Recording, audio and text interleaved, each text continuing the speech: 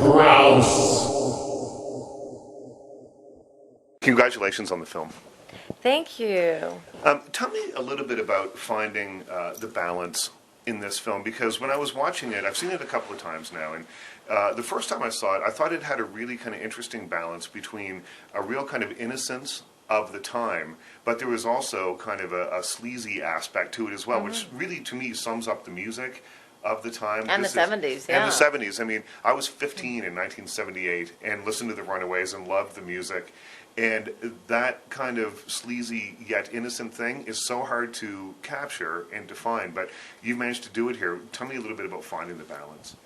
Yeah, it's kind of walking a fine line, isn't it? Sort of, I wanted the picture very raw, but it was also about, these young girls and how young they were and sort of innocent to this world. Before it kind of started, like I'm talking more about Cherie in that aspect where she starts off not saying, I'm not going to say that, to becoming the cherry bomb. So that transformation, but yeah, it was a time of experimentation, and that happens only, I think, when you're young. It's that time when you're trying to find your identity. And the innocence of it, I mean, I think part of what I was thinking when I thought of the innocence of it is now you go out to a store and you spend $100 on a T-shirt with your favorite band's logo on it. Back then, you made it. You made it. There were iron-ons, and you would spray paint it, and Cherie made her belt buckle with the Bowie picture she cut out of a magazine and shellacked it in there. It was a very great time of personal identity. If you wanted to be something, you wore. Even in some of the club scenes, kids wore garbage bags. Yeah. And what kind of research did you do for this to sort of nail the kind of place and time? Because I also think that Los Angeles had a very unique, very specific spin on it as well. Yeah, because you had the surfer culture in there and the valley culture in there. So there are all these things going on that in the East Coast it's very different. But I'd done a lot of research because I wrote it. I had been researching this for 3 years, so I compiled thousands of visual images about them, of them, but also about the music that was going on and what other things were going on, what the kids were wearing at the clubs and all that stuff. So when it came to shooting, I was, kind of knew what I wanted to do. Because your trademark is as a visual artist, is that kind of how you think? I mean, you say you collected thousands of images, and that sort of... Well, and articles, too, and articles and information. But, yeah, because it is a visual medium, and I think you can say a lot of other layers with the visuals, I mean, you obviously, the telling the story, and there's, like, dialogue in there and stuff, but you can say other things by just injecting details in there. Right. And the film also feels very real in the sense that I got the feeling that you could almost smell the characters when they're on the road. You know what I mean? That was my point. Yeah. You could smell the cigarettes on them, or the beer, or the zits and things.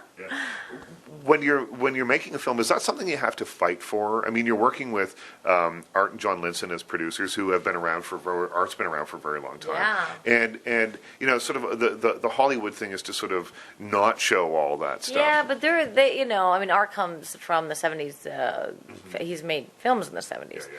So, but no, they're very kind of supportive, and they really believed in me, and everybody kind of agreed that this needed to be kind of a real portrayal of the raw time, So I didn't get any of that. It was more from, crew people that wanted to walk around with a comb or brush or something. I'd be like, I want bedhead, don't touch the hair.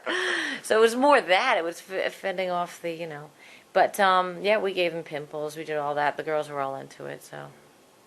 Tell me a little bit about casting, because Dakota Fanning, when you first started writing this, would have been very young. Yeah, she's 15 or 16 now. Yeah, old enough. Yeah. She was probably 13 or 12 or 13 when I started writing this. So by the time I finished and we were ready to cast, it was so exciting that she was interested, because I don't know, you just kind of remember seeing her grow up. And hopefully that's added an element of, believing what the character was going through and how young she was, doing all these things that, almost killed her.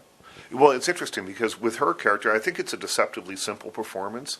When I was watching her, I like that she often doesn't seem to be doing anything on screen, but then you look at her eyes and you can really see that there's an inner life there that is kind of hard to fake. You know? Yeah, you know, for me, because these characters were so young, and young kids, I don't think go rushing around exposing their feelings.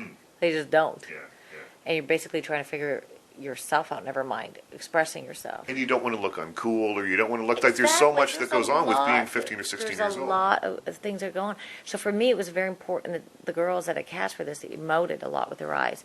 And hence I was drawn to the two of them because I think they do a wonderful job at that. Yeah, yeah. Now, when you were, well, let's talk about Kristen. You mentioned the two of them. The other one being Kristen Stewart, I guess what we're talking about here.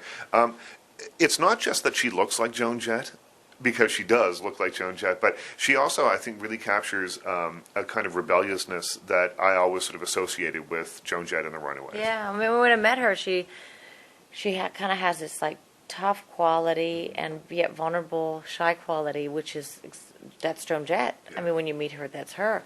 And so I knew that you know that she would do a great job at that because there is the two inside of her, you know. Richard Crouse.